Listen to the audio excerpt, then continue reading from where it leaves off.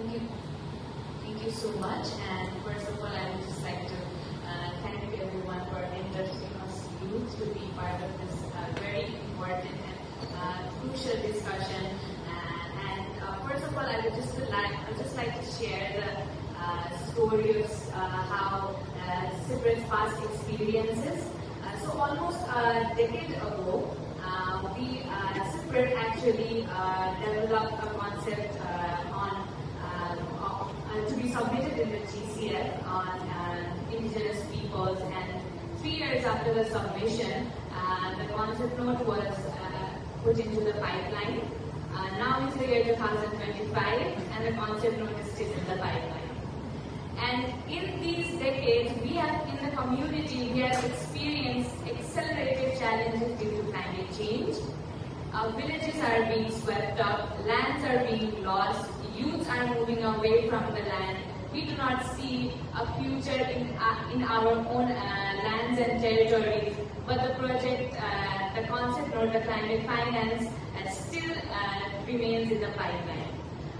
So what we have learned in this process and in engaging in all of these years is that until and unless Indigenous peoples themselves lead climate finance, Indigenous peoples are themselves engaged in the entire of the process, we cannot expect climate solutions that actually engage Indigenous peoples.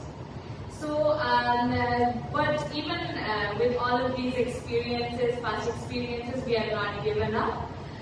So we have taken the opportunity to partner with Indigenous peoples organizations and develop Indigenous peoples-led finances, and in this process we have learned a lot while engaging with the communities and partnering with different levels of government as well as other institutions.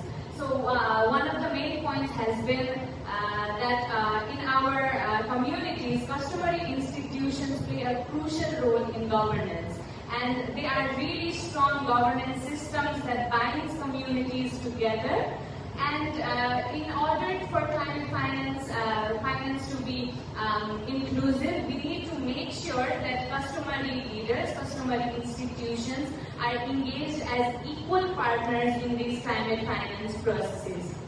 Likewise, we have learned that when partnering with local government, the local government too lacks capacity for accessing these climate finances. So there needs to be a dedicated funding and resource to ensure that the local governments are also well prepared to access the climate finances. In addition to that, CIPRED has really been CIPRED has really been working on partnering. We really believe in partnering, and we've been partnering with universities, we've been partnering with customary institutions, ensuring they are legally recognized, partnering with the local government, as well as speaking in these national and international spaces so that our issues get actually amplified, and Indigenous people lead research, Indigenous peoples lead development, Indigenous people lead education, Indigenous people lead finance, Indigenous people lead climate solutions, and that is the only way that we can actually solve the problem of climate change, because while we are talking here, our glaciers are melting, our ice are melting, and communities are actually experiencing a lot of loss because of climate change. So I would just like to end here. Thank you.